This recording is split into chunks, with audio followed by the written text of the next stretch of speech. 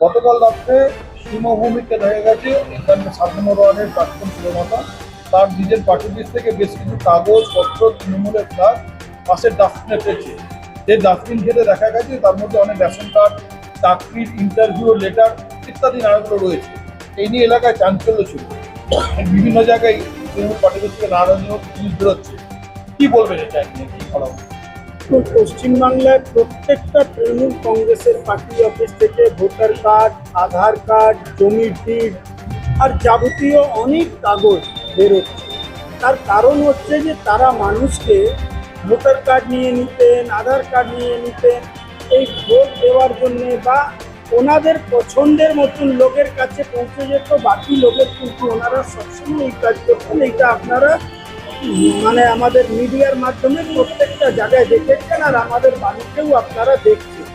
এখনো অনেক party office আছে যেখানে আপনারা এটা পাবেন। এইটাই কীর্তি হচ্ছে এদের। এখন যারা অনেক লোকের পার্টি অফিস ওনার লোকেরাই আবার দখল করে রেখেছিলেন, যেটা শুনতে পাচ্ছি, তো তারা এখন নিজের পার্টি অফিস থেকে ওইগুলো আবার বের করে দিতে চাইছে। এইটা নিয়ে পুলিশ ভেরিফিকেশন করবে, যদি এর মধ্যে যারাই ইনভলভ থাকবে তাদের বিরুদ্ধে পুলিশ ব্যবস্থা। যে গরিব মানুষগুলো আপনারা কার্ড পায়, এই কার্ডগুলো, রেশন কার্ডগুলো বিশেষ করে কেন্দ্রীয় সরকারের যে ছোট কার্ড, বিপিএল কার্ড, সেইগুলোই পাওয়া যাচ্ছে।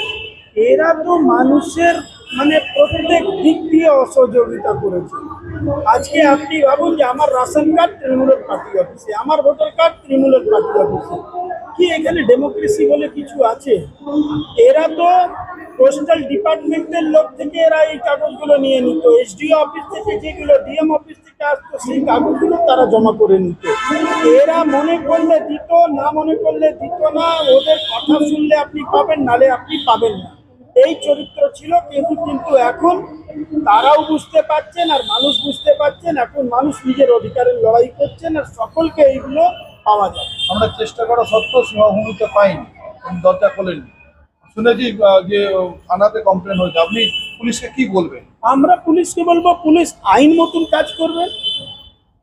পুলিশ নিজের কাজ আইনের মতন হয়েছে। এইবার পশ্চিমবাংলা আইনের শাসন হয়েছে, আইন ব্যবস্থা করবে। যাদের কার্ড এখন অবধি দেওয়া যায়নি সে মানুষকে বলবো, যার ভোটার কার্ড, আধার কার্ড তারা জমা রেখেছিলেন, তারা থানায় এফআইআর করুক, তাদের বিরুদ্ধে ব্যবস্থা নেওয়া হবে।